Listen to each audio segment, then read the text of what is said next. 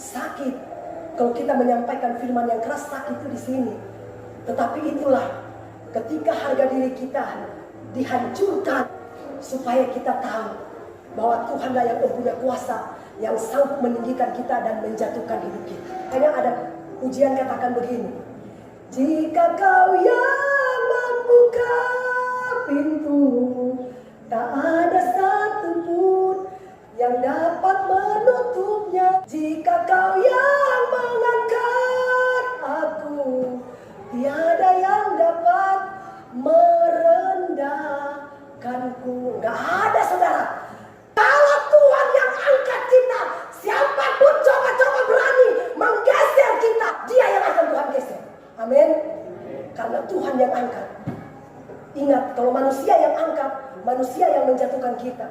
Tapi kalau Tuhan yang angkat, tidak ada satupun manusia yang bisa menggagalkan rencana Allah yang indah buat kita. Itulah kuasa Tuhan. Saudara tahu Yusuf?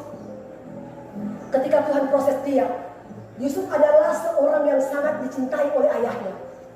Akhirnya Tuhan mengizinkan proses terjadi dalam hidup Yusuf. Dijatuhkan ke sumur, dijual kakak-kakaknya, dijadikan dia budak. Saudara, selama bertahun-tahun dia ada di Mesir, cuma dijadikan sebagai seorang budak. Proses demi proses Tuhan izinkan terjadi dalam hidup Yusuf. Dia pernah difitnah, dia pernah dipenjara, dia pernah macam-macam saudara yang terjadi, tapi dia tetap bertahan dengan prosesnya Tuhan. Akhirnya dia diangkat menjadi Perdana Menteri kedua di Mesir. Cuma karena apa? Mengartikan sebuah mimpi. Itulah kuasa Tuhan. Saudara, ketika terjadi kelaparan besar-besaran, keluarganya mau tak mau pergi beli beras di Mesir karena kelaparan. Tiba-tiba datang saudara-saudaranya yang mencelakakan dia. Ketakutanlah mereka karena tahu bahwa ternyata Yusuf yang jadi Perdana Menteri. Mereka pikir Yusuf mau bunuh mereka. Tapi apa kata Yusuf? Jangan takut. Tuhan yang pakai kalian untuk bawa saya ke Mesir. Tuhan yang pakai kalian supaya saya ini ketika kalian kelaparan nanti, saya sudah jadi bos di sini. Jadi kalian gak ada kelaparan lagi. Iya kan? Jadi Tuhan bisa pakai siapa saja memproses kita. Makanya aku bilang, kalau Tuhan pakai seseorang proses kita, jangan salahkan orang itu. Karena firman Tuhan katakan, tidak ada satupun terjadi kalau tanpa seizin dari Tuhan. Berarti apapun yang terjadi dalam hidup kita, itu memang sudah rancangan Tuhan. Seperti Yusuf. Yusuf bilang begini, justru kalau kalian tidak jual saya ke Mesir, saya tidak akan jadi Perdana Menteri. Nah, sekarang saya sudah jadi Perdana Menteri. Kalian tidak punya makan. Kan nih, sekarang saya kasih makan kalian. Nah, itu kan. Jadi Tuhan bisa pakai orang lain untuk proses kita punya karakter. Jangan salahkan orang itu.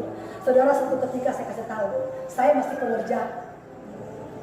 Saya pengerja di salah satu gereja namanya City Blessing. Saya sangat dicintai oleh gembala saya. Kemanapun gembala saya pergi, saya selalu di bawah. Kadang-kala gembala saya muji-muji saya.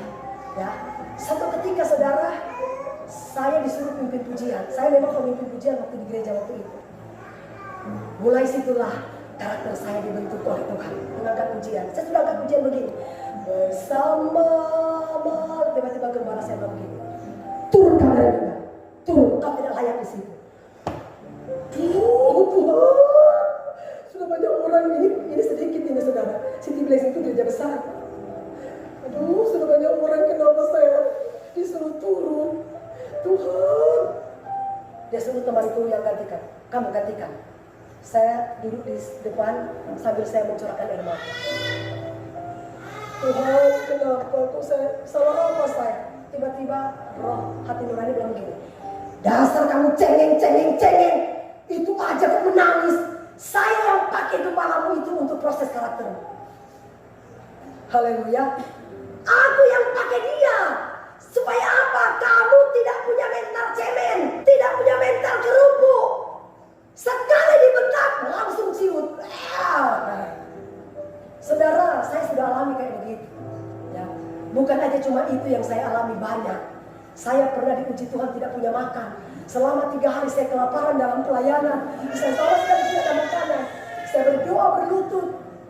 Kalau memang benar-benar saya panggilan Tuhan, Tuhan pasti akan ubah segala sesuatu yang tidak mungkin pasti menjadi mungkin. Amin. Haleluya. Saudara, ketika saya diturunkan dari mimbar, saya benar-benar menegur saya, jangan cengeng. Aku yang buat dia turunkan kau dari mimbar. Biar kau belajar, biar kau tidak sombong. Saudara, saya kasih tahu, hati-hati dengan pujian. Terkadang pujian itu bisa memancing kita jadi sombong. Betul nggak? Lebih baik kita lebih enak terima teguran daripada pujian. Kalau pujian kita puji-puji, bagus. Sekali ditegur, langsung lari. Tapi kalau kita ditegur, itulah yang membawa kita masuk kepada kerendahan hati. Betul nggak? Saudara, gembala saya itu orang yang keras. Dia sekali kalau dia menegur, kamu itu gini. Wah. Tapi ya namanya karakter sudah terbentuk, mau apapun yang terjadi saya tetap berdiri teguh. Saya jadi seperti ini, itu semua karena anugerah Tuhan. Amin. Amin, saudara. Milikilah mental baja, jangan punya mental kerepek. Ya, seperti ini saudara. Kenapa Tuhan merendahkan harga diri daripada panglima perang kerajaan? Seorang pejabat, panglima perang, sangat dicintai, sangat disayang oleh raja, dihormati oleh masyarakat. Tetapi Tuhan izinkan dia, saudara, ini mandi di sungai kotor, sungai yang berbau bangkai. Biar apa? Kau belajar rendah hati di situ. Itulah proses Tuhan, ya. Jangan pernah orang kalau bikin kita, jangan salahkan orang itu. Memang Tuhan yang pakai orang itu proses kita. Amin.